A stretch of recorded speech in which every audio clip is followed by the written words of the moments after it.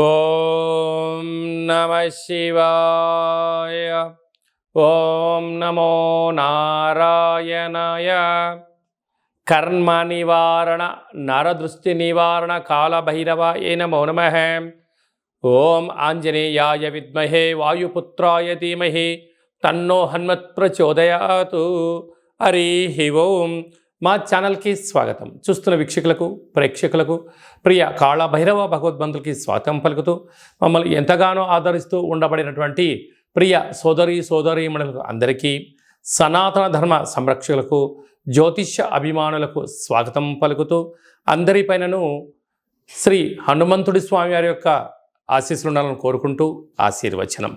అందరికీ ధర్మ మార్గము, భక్తి మార్గము, రామ మార్గాన్ని ఏర్పాటు చేసే శక్తిని మనసు ప్రసాదించాలని మనసారా శ్రీ హనుమంతుడి స్వామి వారిని కోరుకుందాం. 1వ తారీఖు 6వ నెల 2024 నుండి 15/6/2024 వరకు పుట్టినటువంటి వారందరూ కూడా ముందస్తుగా జన్మదిన శుభాకాంక్షలు. గతంలో వివాహం చేసుకున్న వారికి వివాహ వార్షికోత్సవ శుభాకాంక్షలు. 1/6/2024 నుండి 15/6/2024 వరకు గ్రహ గమనాలను ఒకసారి వీక్షింపచేద్దాం. మేషరాశిలో కుజుడు స్వక్షేత్రకారకుడు, వృషభ రాశిలో చతుర్గ్రహ కూటమి, రవి బుధ గురు శుక్ర సంచార స్థితి, శుక్ర భగవానుడు స్వక్షేత్ర సంచార స్థితి. రవి చేత గురు శుక్రులు ఇద్దరు గురుమౌఢ్యమి శుక్రమౌఢ్యమి జరుగుతున్న విషయం తెలిసినటువంటిదే. అలాగనే కన్యరాశిలో కేతు సంచార స్థితి, కుంభరాశిలో శని భగవానుడు స్వక్షేత్ర సంచార స్థితి, మీనరాశిలో రాహు సంచార స్థితితో ద్వాదశ రాశుల్లో గ్రహ గమనాలు ఈ విధంగా ఉన్నాయి. ధనుస్సు రాశి జాతకులు గురువారం రోహిణి నక్షత్రం అమావాస్య సందర్భంగా గురు పుష్యార్క యోగంతో సమానమైనటువంటి గజకేసరి యోగాన్ని ఎలా పొందాలి, అలాగనే 6వ స్థానంలో చతుర్గ్రహ కూటమి యొక్క దోషాన్ని ఎలా తొలగించుకోవాలో ఈ వీడియోలో సవివరంగా సంపూర్ణంగా తెలుసుకుందాం.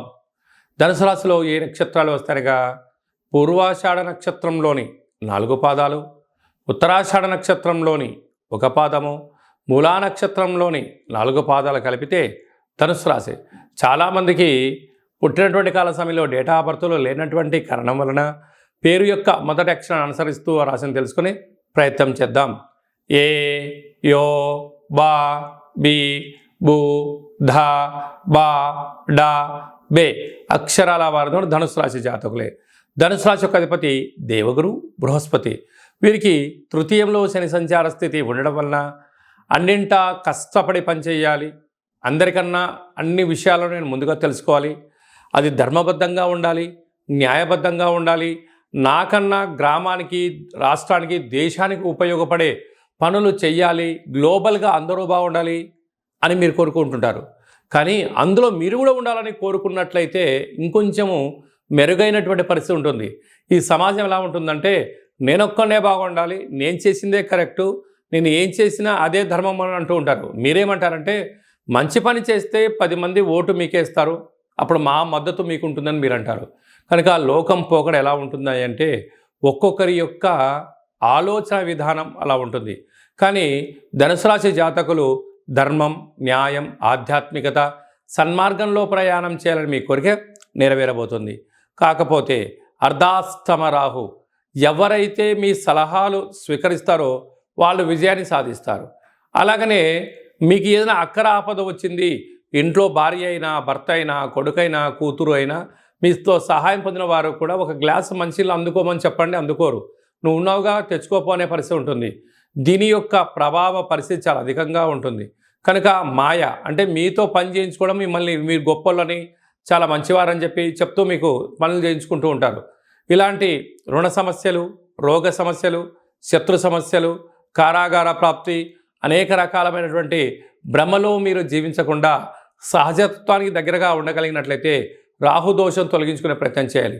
ఎలా ఉంటుందా అంటే మీరు ఎంత బరువు అయితే ఉంటారో అంత బరువు కలిగిన ఉప్పును తులాభారంగా చేసి రాహు మంత్రాన్ని, శని మంత్రాన్ని, రుద్రుడి యొక్క మంత్రాన్ని సంపుటీకరణ చేసుకొని ఆ నీటిలో కరిగించి ఆ నీటితో మహాదేవుడికి రుద్రాభిషేకం చేయడం వలన రాహుగ్రస్త దోషం, పితృదోషాలు తొలగుతాయని చెప్పి గమనించాలి.